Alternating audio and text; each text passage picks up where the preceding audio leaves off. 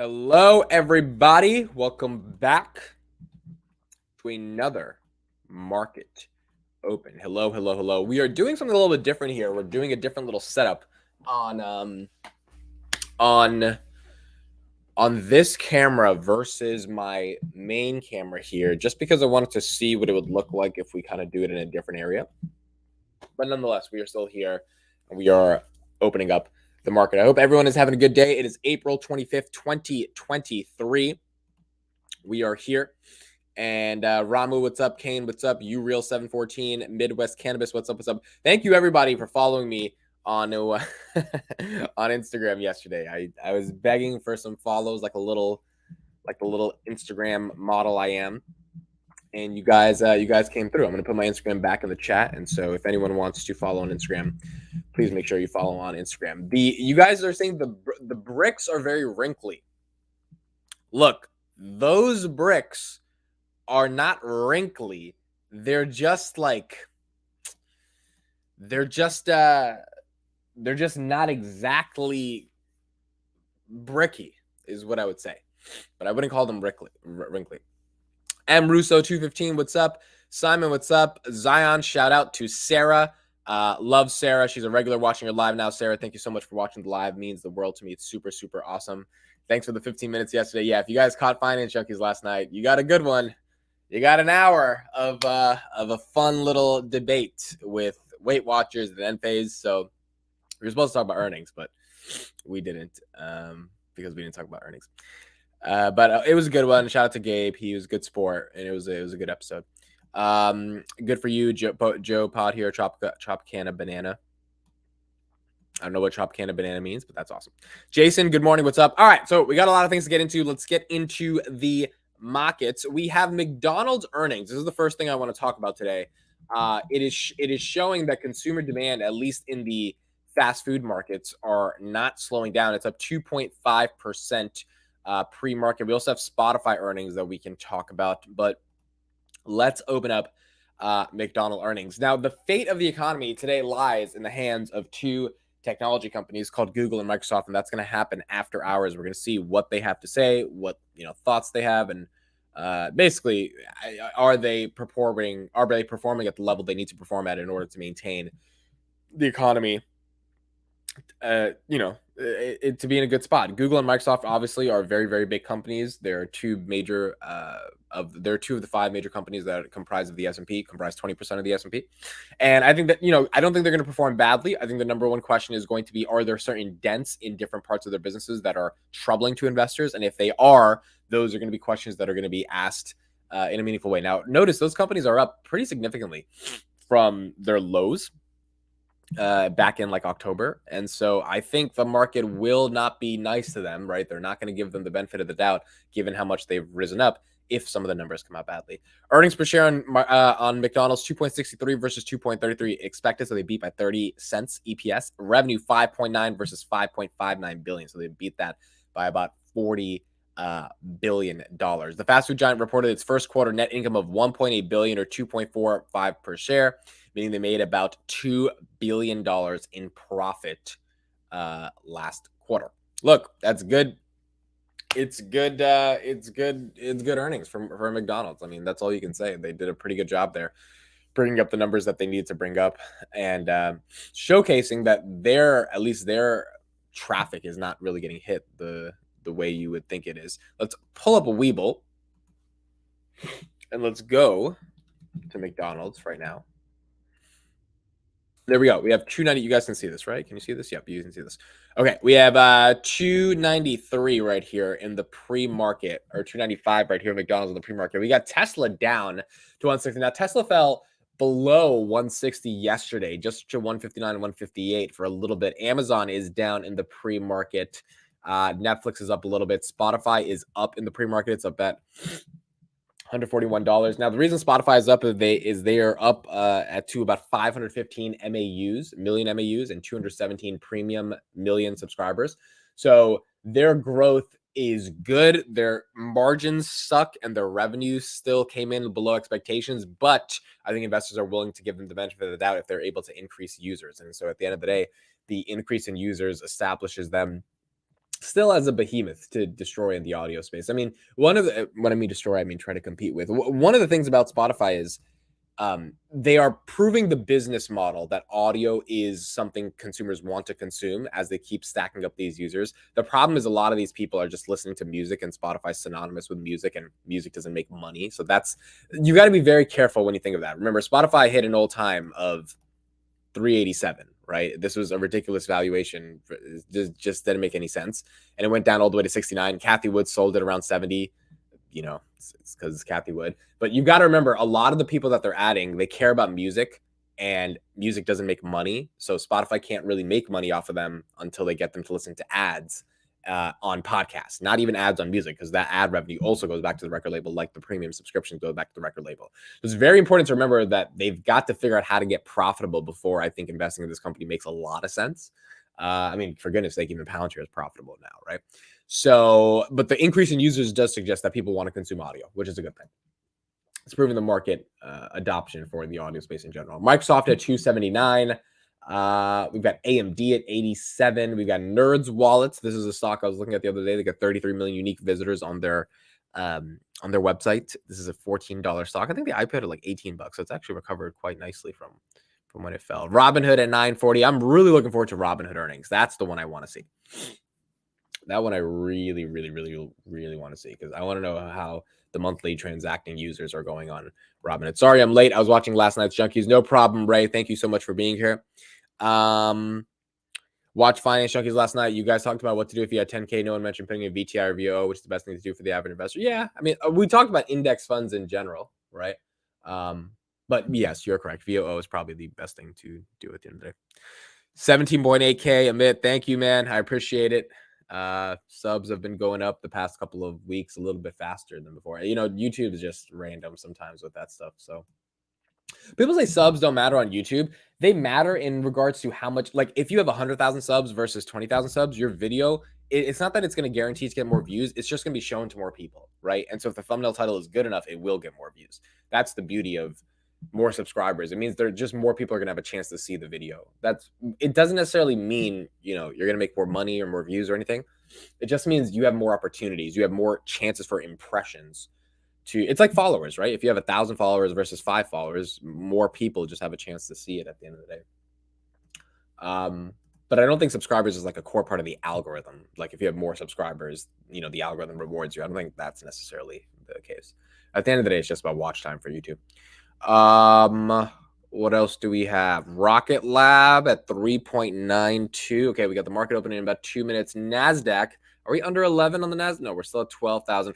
Bitcoin. So the guy who said Bitcoin to 1 million in 90 days, I think he has like 40 days left, maybe. Yeah, this shit's not going to 1 million. I don't like. I'm not that smart, but I think that's not happening. When did C3 AI get to 17? This thing was at 30 bucks at one point. Yeah, it was at 34. Well, makes sense. Makes sense that it's coming back down. Where's Palantir? Again, C3 AI, it was hyped because they had AI in the ticker symbol. That's the only reason. Palantir at 803. Okay, so my buys for Palantir at 750. So if we can get to 750 or below, that's when I start buying a little bit more heavier for Palantir. So we've got to see that happen. And if I see that happen, I'm going to be a lot more excited to take a look at good old Palantir. But we got to see if that can happen. Again, McDonald's at 294, pre-market up 1%. All right, here we go. April 25th, 2023. We have 6 days left of this month. The market is now open. Or sorry, we have 5 days. There's no April 31st. Yeah, 5 days.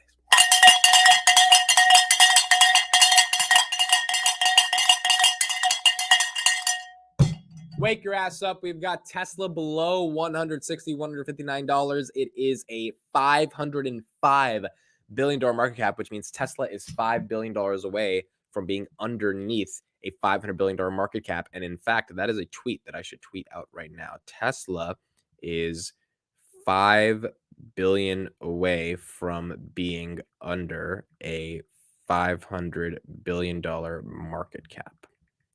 Okay, let's tweet that out. Boom, boom, boom. What else do we have? What else do we have? We have Amazon at 104, down 1.25%. Google down 0.6%. FRC earnings were not the best. Let's just say that they lost $100 billion in deposits. This bank is now down 26%. I was thinking the FRC would make a little bit of a recovery. And look, the earnings weren't abysmal. They actually put up like $1 billion in revenue. But for what investors expected, it's bad. Now they are doing 20 to 25% layoffs. So we are going to see a ton of layoffs, and we're going to see them basically restructure a lot of their business. But yeah, FRC is down 24%. Makes sense why it's down. S&P at 410, SoFi 576. SoFi has been down past couple days. It was trading at 6. Now it's down. Spotify 142, up 8.4%. Nvidia continuing to rally, or at least stay within its rally at 272.59%. Apple 166. Apple's doing well. Coinbase 55. Occidental, this is the one Berkshire owns like 20% of, or 22% of, $61. Disney's been stuck in flat for a while, and it makes sense. Disney's been stuck in flat. So like, yeah, I would expect Disney to be stuck right now. But Disney is there. Nike 126, Meta 210. Meta earnings are going to be tomorrow, along with Roku earnings. Going to be very interesting to see what happens. CrowdStrike at 127, PayPal 74, Duolingo 138. Enphase earnings are today as well after hours. Look, if we get Enphase up to 240, I would gladly sell. I will take my profits and then wait to buy back in, but I don't know. We will see. It depends on their growth. Maybe their earnings are so amazing you don't want to sell because they're just growing at such a phenomenal rate, but we'll see. I got in at 191, probably should have loaded up even more at 188 when I saw the opportunity.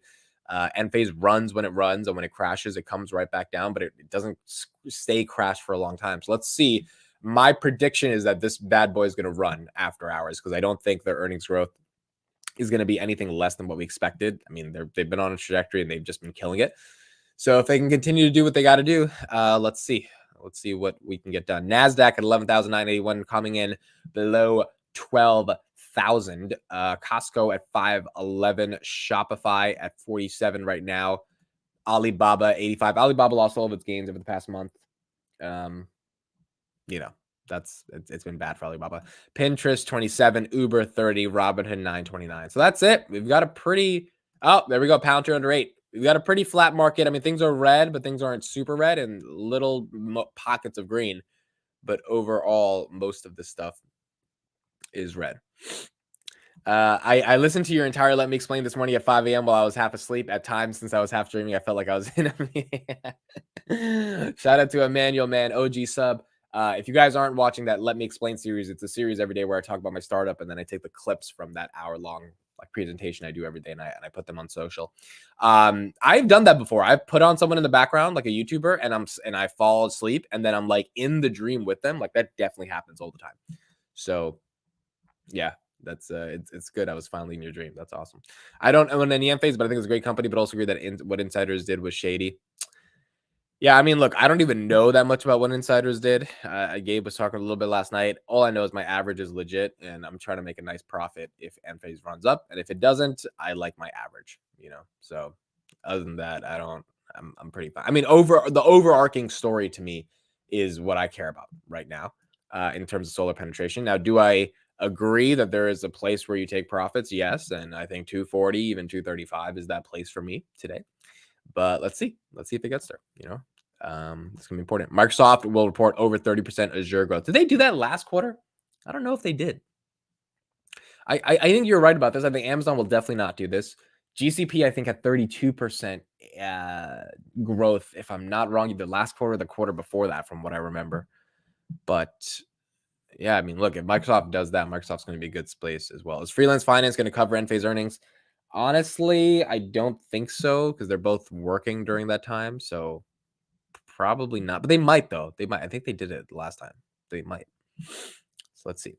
What's wrong with Microsoft? I think the biggest issue with Microsoft, right, if I had to pull out a bear case for the company, is that Azure is not like the winner in the cloud space. It's in its infancy, but it's not the winner in comparison to AWS and everything that they're doing, even though, the counter argument is that Azure is really good. The ads business is okay, but it's not competing with Google. The purchase of OpenAI, or 50% of it, is good for innovation, but for short-term profits, it's not really helping the company. And then it's just a question of, where are they getting their sectors of growth? Obviously, gaming is a big thing for them. Xbox, the Activision deal. There's not a massive bear case, but there's an argument for why it should stay flat or it shouldn't, go to the moon or, go up 20, 30% over the next year. There's no reason for that. Also, revenue growth is, I think, in the mid digits, right? The mid teens or below the mid teens, right? Like 8, 9%, something like that. So it's just, but it's such a big company, right? It's hard for them to grow that massively. I think their market cap is 2.8 trillion. So they would have to go up a decent amount for that to hit 3 trillion. Apple still at 2.8 trillion, not 2.08 trillion. So Apple needs about 20 more bucks to be able to get to the 3 trillion mark. All right, let's get into the mainstreams. Also, by the way, I did a podcast with my guy, Create Pack Podcast. I'm going to put it in the description. If you guys want to check it out, please check it out. He has a new YouTube channel, or he's been doing YouTube for a minute, but it's a little bit of a smaller channel. So if you guys want to check it out, you can. All right, so let's pull up CNBC. And let's see. Also, did you guys hear the media craziness we had? Tucker Carlson and Don Lemon out. Don Lemon representing CNN, Tucker Carlson basically being Fox News, gone. It's interesting to me because I'm in the media business.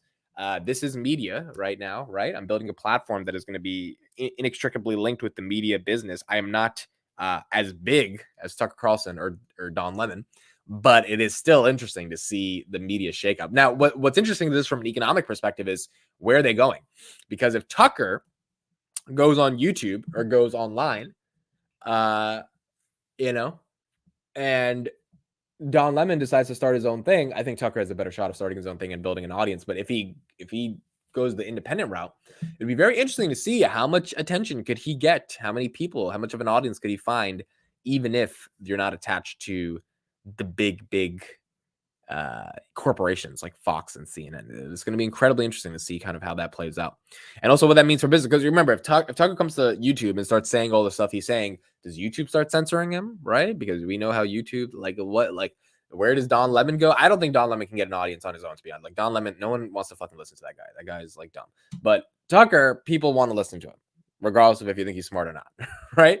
And so Tucker and the reason I'm saying this is because Don Lemon used to have a primetime show and then CNN botched it, right? They just completely botched it.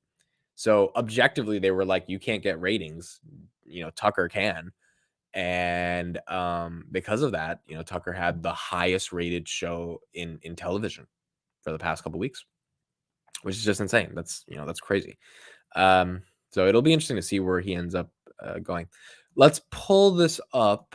Let's see. Where was this one? Okay, here we go. This is more of a bear case for where the economy is going. Let's see where this goes. People talking Tucker for president. Yeah, man, he might run. I don't know if he would, but he might. That would be interesting to see. Do you think either Tucker Carlson or Don Lemon wind up at Spotify, move away from music? Spotify will never exclusively sign a political host, in my opinion, because it's just too risky for them. Now, they might post a podcast on Spotify, yeah, but that's not being signed to Spotify. Definitely Tucker. That's not happening. Spotify's too liberal for that. Don Lemon, maybe, but I don't think Spotify wants to. They don't want to keep doing this exclusive stuff, and I don't think they want to do the exclusive stuff with names that are not going to put up numbers. And Don Lemon's not. He's not putting up numbers, not in my opinion, but we'll see. All right, here we go. Action to some of the earnings out so far this morning. So these are some weaknesses they're seeing in the global economy. Let's hear some of those thoughts. Let's bring in Cameron Dawson, Chief Investment Officer of New Edge Wealth. Sometimes I'm thinking about, Cameron, if I was on a diet and it was if I said I lost 2 pounds, but year over year I'm still up 15. I don't. That's not. Is that? And that's what I'm seeing here. A lot of these companies are beating expectations, but sales are down from a year ago. It's a tough operating environment, which I think you've pointed out for a while to not be that bullish near term. Yeah, exactly. It is rather unsatisfying. And if you do lower the bar and then jump over a much lower bar, of course, stocks can go up for a short period of time. But I think the question is, what is the message underlying on the global economy when we look at sales down, profits down for a lot of these companies. And a lot of the names that reported this morning are very cyclical companies like GM and GE, 3M. And so when you see profits or revenues fall, you do see profit lines really do compress quite a bit. So I think that what we're starting to see is signs of weakness within the global economy finally starting to show up within some of these names. I think the real standout one was UPS. They talked about how retail sales demand within the US really drove volumes to be much lower, as well as the fact that they're starting to see much more weakness within Asia. So that points to a slowing global economy for sure. I can remember, since we have you on quite a bit, I can remember saying, wow, Cameron, this market's doing pretty well, and you really weren't that positive. And then the next time you were on, it was like, wow, Cameron, the market came back down, and you were right. And then I did it again. Wow, Cameron.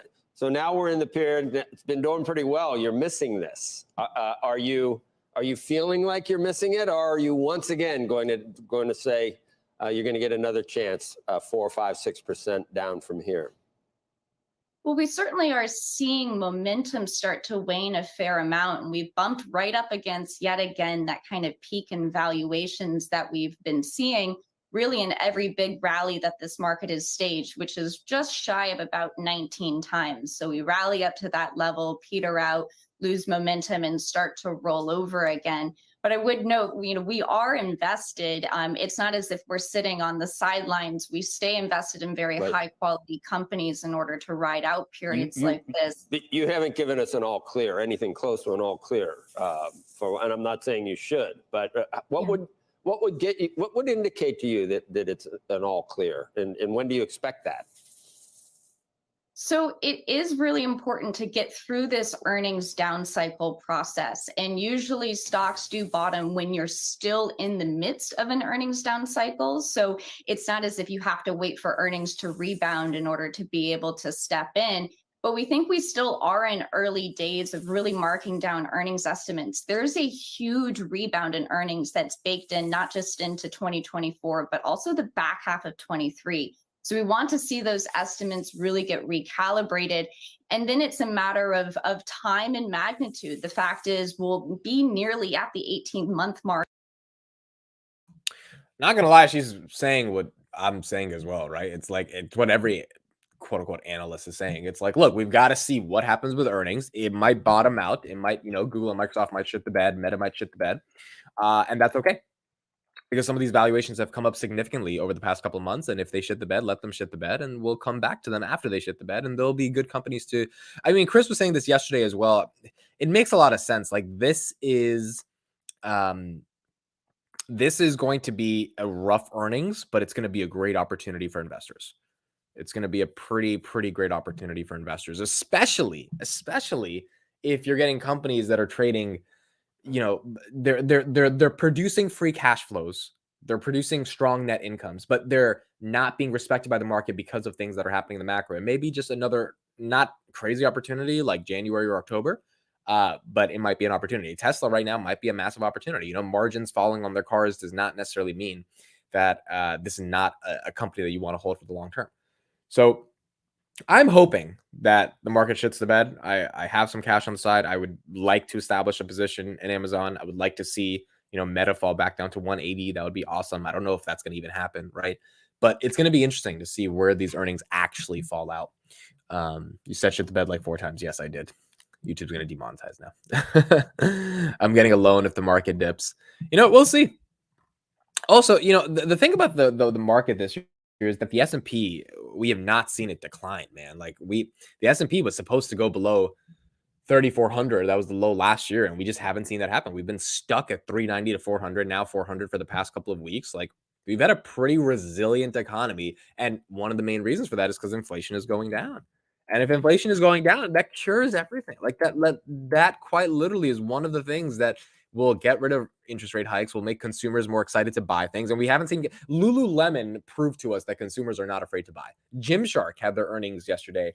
and they did like $450 million of revenue or something. They were up 21% year over year. Like people are buying, which means if people are buying, companies are advertising. If companies are advertising, that means the big tech giants, which all thrive essentially on the ecosystem of companies piling money into their, their advertising machines. That means those companies are going to be okay.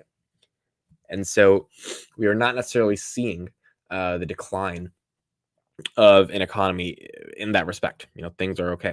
Let's listen to this one. The stock market will soon catch up to the credit crunch and the looming recession. So this is another bear case for where the stock market is going towards. Amit, do you consider yourself a bear or bull? I would definitely say I'm more bullish than bearish in general. Many of our viewers know I've been tasked with our regional bank coverage for this particular quarter because it has been so important to the overall market and economic narrative. Have you gleaned anything from what we could consider the most important regional bank reports so far this season? Well, we can, Dom. I mean, one of the things that we have is that on the systemic side, we feel actually, pretty good about things. I mean, we see there's news out that the Fed has reduced the frequency of its dollar funding so that, there's less need for this added liquidity to save the system. But we don't have That's also a good thing, right? Remember the Fed put in $300 billion and increased the money supply. The money supply was like, ooh, M2 went right up right there, right? So the Fed has stopped doing that, which is good, but that's not the entire picture. But that is like a good thing, right? We're not going to get that sort of hyperinflation stuff that we thought we were going to get because of that. But the problem is on the economic side. I mean, these big change in deposits. I mean, a lot of people think, well, it's okay. It's all going to Bank of America or JP Morgan to the big banks.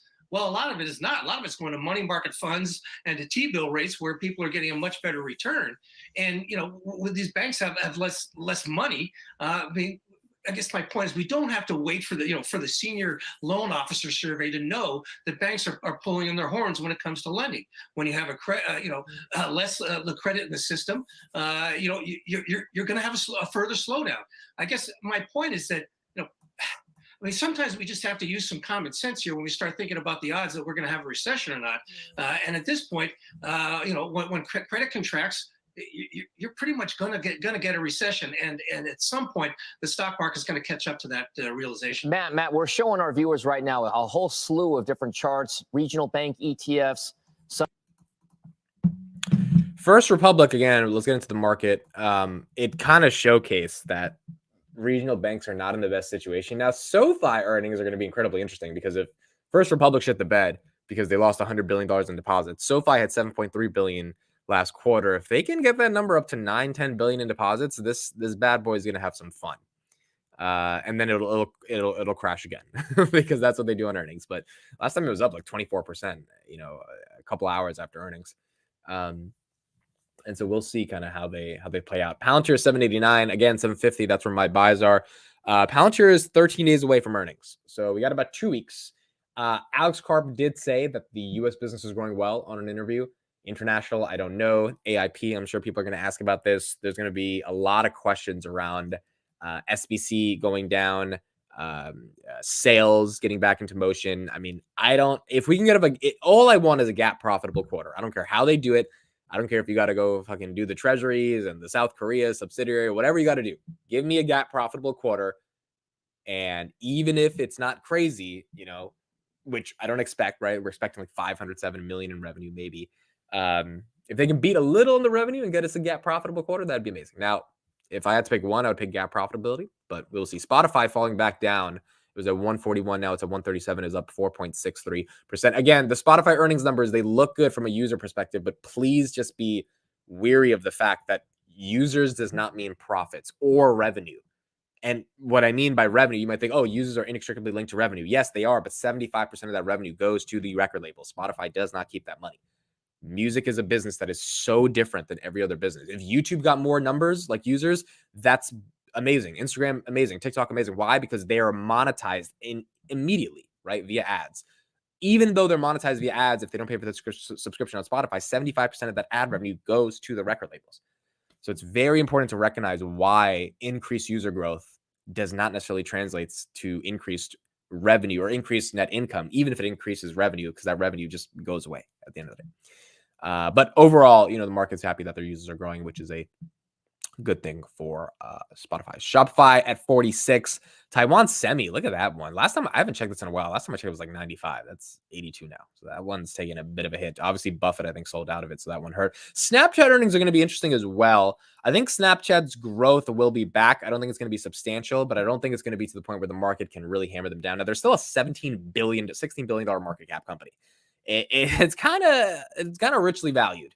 So I don't exactly know if the market's going to give them a good swing if they screw up on earnings, but we will see. NHS deal, yeah, we're not going to know for a while. Look, we know they got the deal. I mean, it's pretty obvious, but we don't know if the deal is finalized. So definitely not accounted for via revenue. I think it's not happening until the fall, but Palantir is building out all the software and foundations to be able to get this done. So we're going to get that deal, and hopefully that deal pushes us over the revenue guidance by Q3 2023. But, you know, it's going to take some time to see it.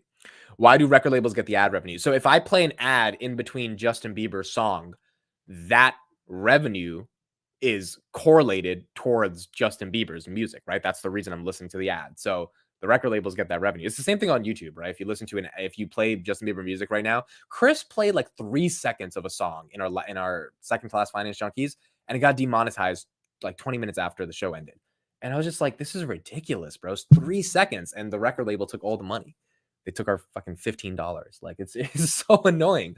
Yeah,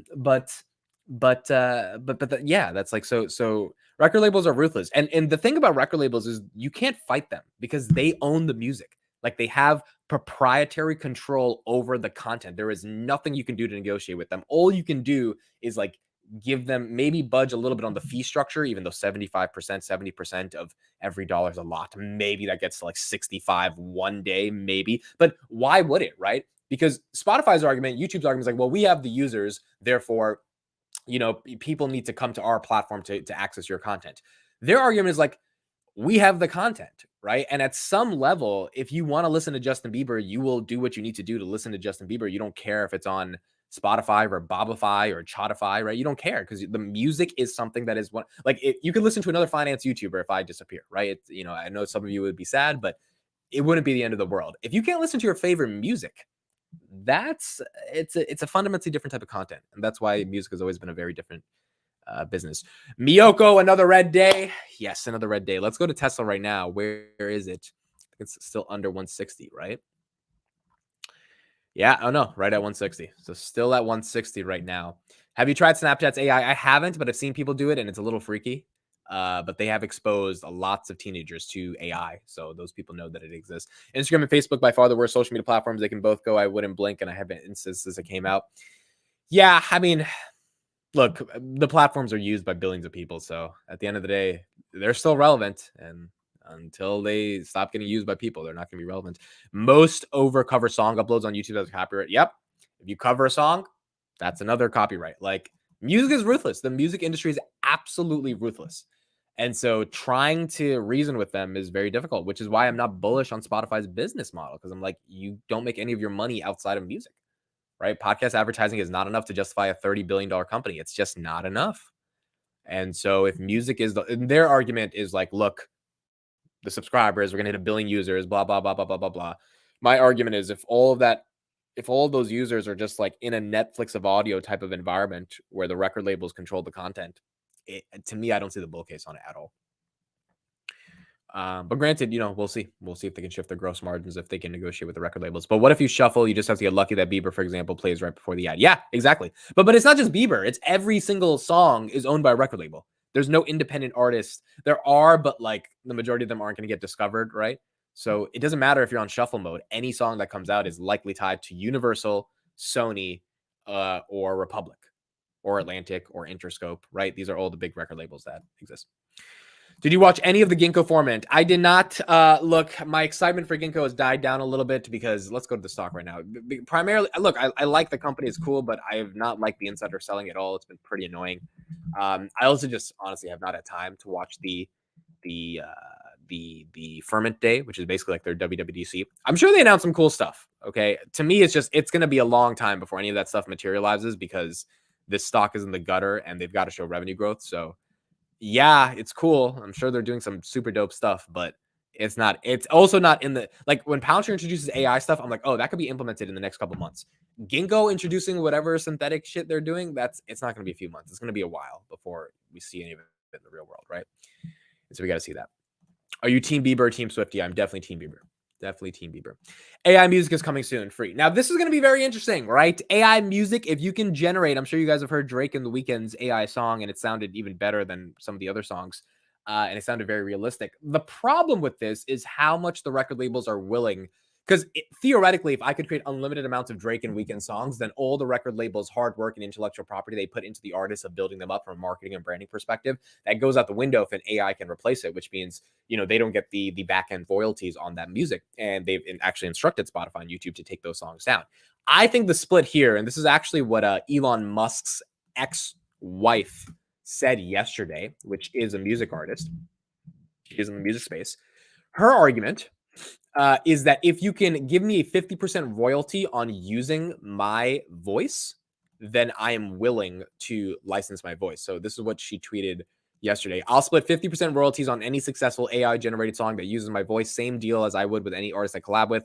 Feel free to use my voice without penalty. I have no label and no legal binding. So she doesn't have a label, right? So for her, she's like, look, if you use my voice and you try to put it in some machine and you come up with a new song, as long as you give me 50% of it, you can do whatever you want with it in the content. So she's embracing AI.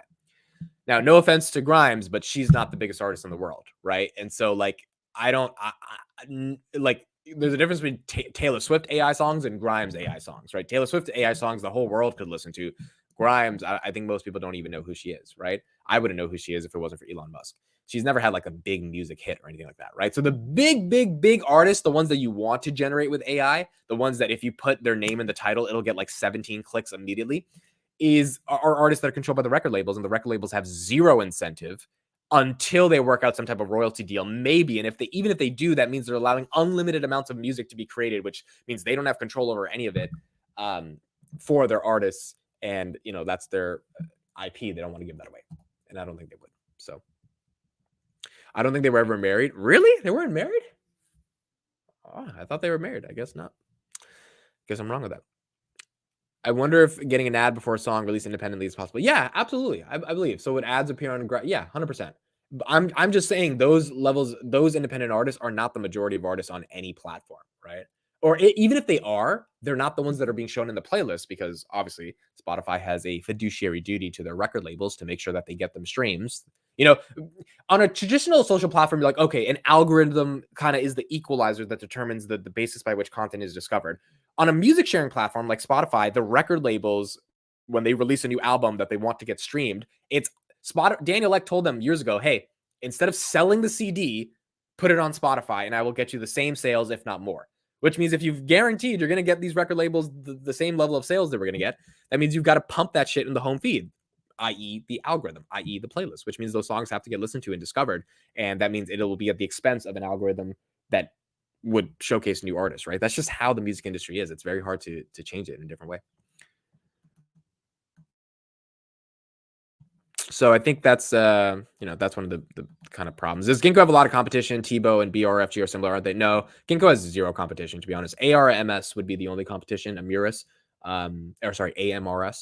but the AMRS. Remember, Ginkgo is a platform that creates that allows synthetic biology companies to leverage their robotics, their AI, et cetera, to build, and their 100,000 square foot facility in Boston to be able to launch their products immediately. Tebow and BFRG do not do the same thing. The level of R&D that has gone into Ginkgo to be able to build that platform is phenomenal. It's very difficult.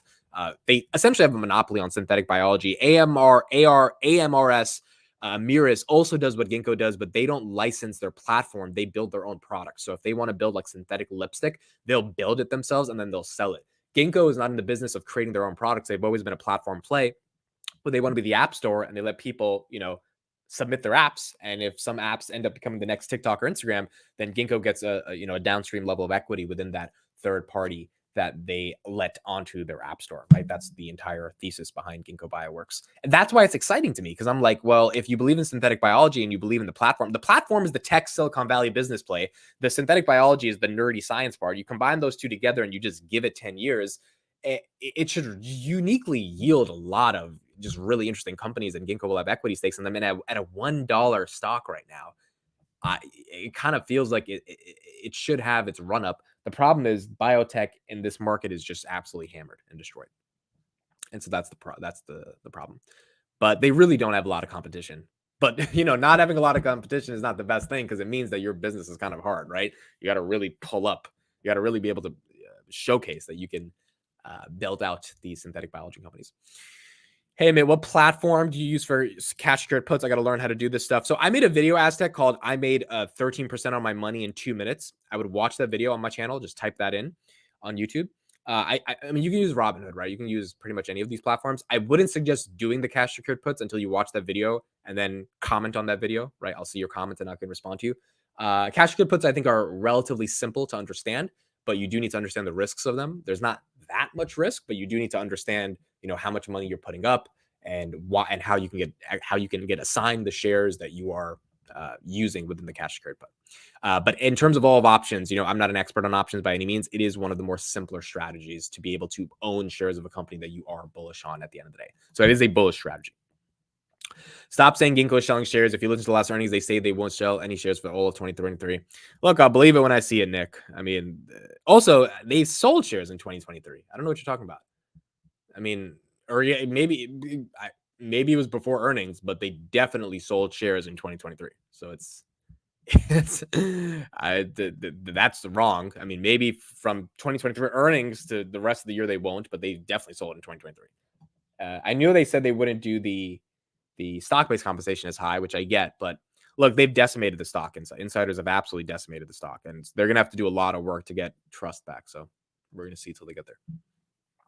I mean, I understand buying and selling calls, and I think I understand selling puts, but what's the trade dynamic of buying a put? Well, remember, buying a put means you're bearish on a company. You are betting that it's going to go down, and so you are essentially buying an insurance policy that if it goes down, it's almost like, why do you pay insurance for your car every month? You pay insurance because if you get into a car accident, you have a premium on that insurance that you pay every month, because that insurance will pay for the car accident, right? And you're arguing that the premium you pay every year, so if you're paying, you know, $100 a year or $200, you're paying $2,400.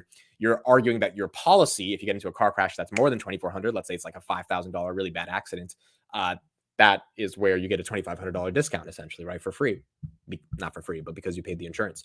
So buying a put is just saying, and again, I don't buy puts on a lot of stocks, but the idea behind buying a put is that you are securing yourself in case this stock goes down. So you may be up $20,000 in a stock, but you don't want to sell. You don't want to take the gains, but you also think the stock might have some volatility. So you buy some puts to hedge against it going down. And as a result of that, you don't necessarily have that bad of a fall, basically like an insurance policy.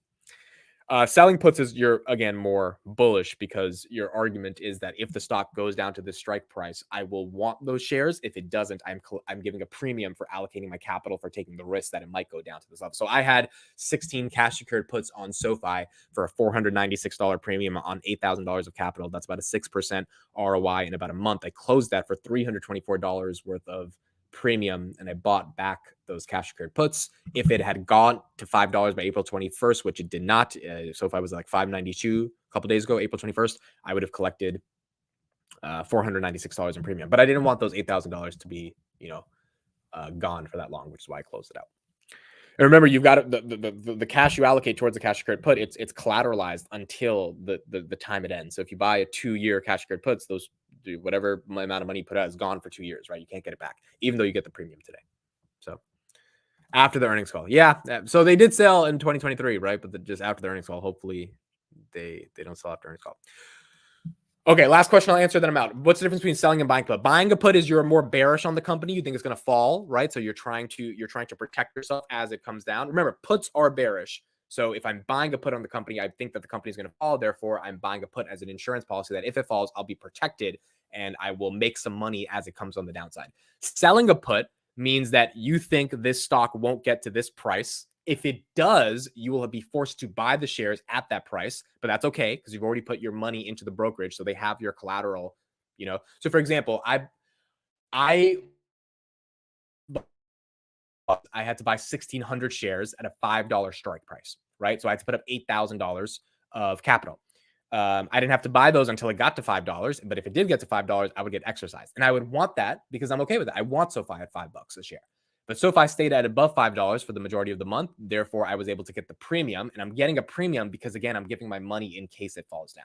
So selling a cash secured put is bullish because either you get the premium, which is great, or the shares go to the strike price you want, which is also good because you want the stock at that strike price. So you'll be happy to have to pay it. And you're not going to have some unlimited type of money loss you would have if you're shorting a stock because you have given the collateral already to the company, to the brokerage. The brokerage has your money. They just have to exercise it. And the only way to get it back is to buy back the contracts. Buying a put is you are bearish. The company will be going down or falling through a bad time. So you hedge yourself and get it a little bit of an insurance policy.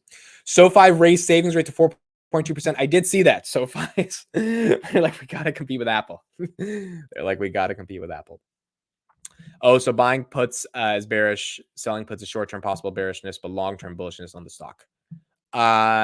Yes, long-term bullish on the stock. And again, selling puts is, yeah, it could go down, but if it does go down, you would benefit from it. So it's not even bearish, right? Selling puts. It's not even short-term possible bearishness. It could go down, but you don't care if it goes down because if it does, you're fine. But if it goes up, then you get to keep your premium. So again, that video I made 13% on my money in 2 minutes. If you just type that in, Amit on YouTube, you'll find a bunch of stuff there. All right, that's it for me. Is Tesla going back to 100? I have no idea. I gotta go do work. Thank you guys for coming up here. Appreciate it. Let me explain. It'll be live today at 1 p.m. So make sure you check that out. Instagram, please. I'm trying to grow the Insta. I don't talk about stocks at all on Insta. You get a different side of me. At It's McCookreja. Follow. I will follow back. I don't care who you are. I will follow back on Instagram. Please follow. At It's McCookreja. All right, that's it for me. Thank you, everybody. Finance Junkies will be back live tonight. We got Microsoft, Google earnings. That's a big one. We'll see what happens. And we'll be discussing it all tonight. Have a great day. Bye-bye.